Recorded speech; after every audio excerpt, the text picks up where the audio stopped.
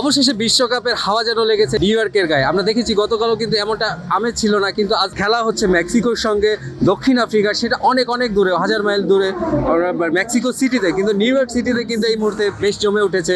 মেক্সিকোর এই একটা ভাইব পাওয়া যাচ্ছে এখানে, আমরা দেখছি। নির্মাণে নাম্বার 1 শাহ সিমেন্ট।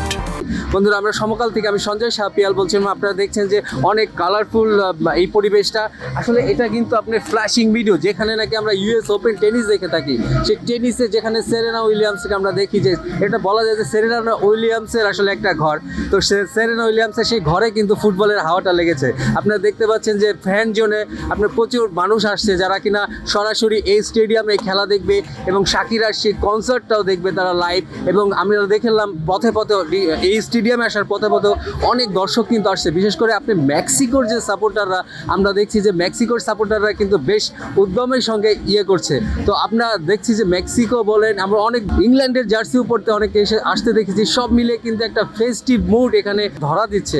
তো আমরা যেটা প্রথম দিন থেকে আসলে দেখছিলাম যে সেভাবে ভাইব তুলছিল না বিশ্বকাপে নিউ ইয়র্কে, কিন্তু এখন কিন্তু একটু একটু করে আসলে আমার মনে হয় যে বিশ্বকাপের ছোঁয়া লেগেছে নিউ ইয়র্কের গায়ে। আমরা দেখছি ব্রাজিলের জার্সি গায়ে দিয়েও কিন্তু অনেক দর্শক এসেছে। দেখা যাচ্ছে ব্রাজিলের সাপোর্টার, মেক্সিকো পিওর মেক্সিকান সাপোর্টারকে আমরা দেখছি এখানে। ব্রাজিল দেখতে পাচ্ছেন দর্শক, ব্রাজিলের সাপোর্টারও কিন্তু আছে এখানে। তো সবাইকে আসলে ধন্যবাদ নিউ ইয়র্ক সিটি থেকে। আমরা আবার কথা বলবো আবার অন্য সময়। আমি সঞ্জয় শাহ পিয়াল এখন বিদায় নিচ্ছি। আমাদের সঙ্গে থাকুন, বিশ্বকাপ উপভোগ করুন।